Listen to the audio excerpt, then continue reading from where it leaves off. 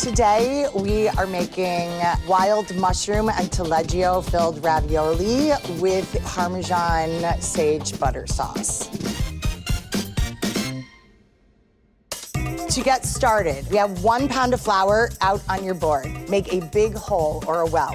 We are going to put 5 eggs in here, 1/4 cup of extra virgin olive oil, and a nice big sprinkle of salt. We're gonna start beating our eggs. Then we're gonna go right around the outside, and we're gonna start to combine the flour. Take our bench scrape, all this really nicely combined. All this stuff gonna go into our dough. This is the point where I am ready to start kneading. It's a little bit of a workout, but commit to it. Roll it and stretch the dough. We don't wanna tear the dough. When it gets like long like this, fold it back towards yourself and get right back on there again. So the more I'm kneading this, I'm starting to feel my dough get really tighter because that tells me I'm developing the gluten.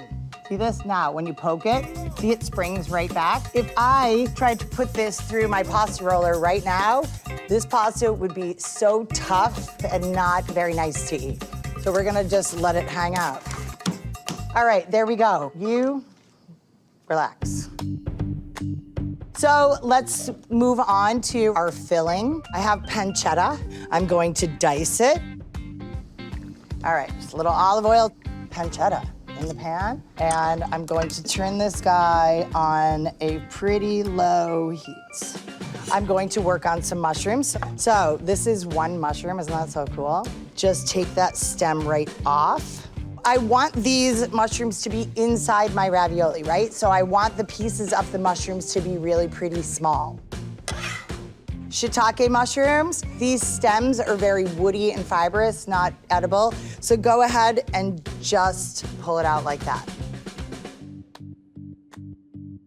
I really do want to add a little bit of garlic to this whole situation. Put your knife right on the garlic, but make sure it's at the edge of your board, this part of your hand. Whack it. And give it a little chopata, give it a little chop, chop, chop. All right, so now I'm gonna throw this right in my oil. I'm gonna turn my burner up and put my mushrooms in my pan immediately, otherwise my garlic will burn. Nice big fat sprinkle of salt. Delicious smells coming from here. See what's happening now? My mushrooms are starting to turn a little bit golden. I'm starting to see them stick a little bit on the bottom. So about 1/2 cup of wine, and then we're gonna let all of that cook right back out. All right, look at these babies. Done. I'm gonna turn them off to make sure that it is delicious. Oh yes, it's so, I really like making myself happy with stuff like that.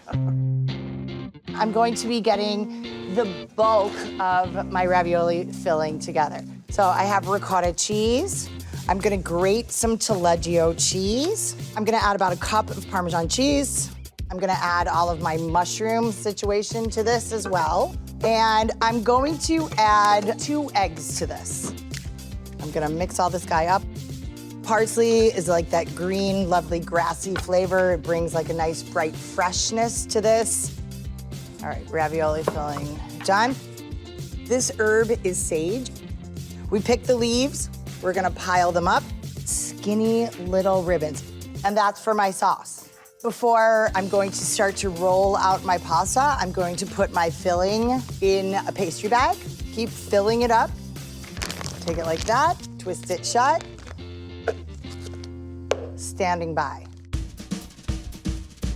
Let's feel our dough, look at that. And it leaves an impression, but you can also see it starting to spring back ever so slowly. This guy, there's 2 rollers, and then there's this knob on the side. This knob is going to adjust the widths of the rollers here. Always keep the big piece covered. I wanna do a tiny bit more kneading in here, and I wanna pack as much flour into here as possible. All right, so here we go. Let it go. Catch pasta on the back of your hand. We're gonna flour it, fold it in thirds like a letter. Squash it together. Now I'm going to stick it in sideways and then let it go. Catching it on the back of my hand. Now we're gonna take this to number 2. Every time I make these numbers bigger, it makes the opening here smaller. 1, 2, 3, 4, right in order. I love the ritual of this. I love this. All right. Now I'm done. I am brushing off sort of any excess flour because if there's lots of flour in here and you go to cook it, it won't cook out and you will have like this raw flour feeling in your mouth and it's very objectionable. Semolina flour. So we're just doing that so our ravioli won't stick to our paper. I have the glue that's gonna hold this whole situation together. Water. Take a little bit and just paint it. Dry on top, wet on the bottom. Now we have our ravioli filling. Don't make a crazy huge hole. We'll start there and see how it goes. Squeeze, stop, pull away. Leave space in between there. Now, just fold it right in half. So you want that really sealed shut because if these guys open up while they're cooking, water will go in, filling will come out, and that's sad. Cut them all out. And just for extra little insurance policy, pinch the edges shut. So I'm about to drop my pasta, but let's think about that sauce. And the sauce is a really fast cook. Half a stick of butter and chicken stock. I'm gonna drop 6 ravioli. In the meantime, go ahead and bring your stock and all of this to a boil. Give it a little pinch of salt. We want the chicken stock to reduce. Now we take our ravioli and go right in your sauce. I'm gonna put my sage in now. Swirl that all in there. All right, see where we are at, and it looks saucy and it looks like it's like coating our ravioli. So now we turn the heat off and we give it a sprinkle of Parmesan cheese. We swirl this together. All right, and look what we have. Like it's nice and saucy. Right around. This sauce is dressing and adorning our pasta and the last little bit of Parmigiano. There we go, Dunsky. You guys wanna try it? So the rule with pasta is right away. Even in Italy, when they set a dish of pasta down in front of you, you don't wait for everyone to get served. You go ahead and you eat pasta immediately. Delicious.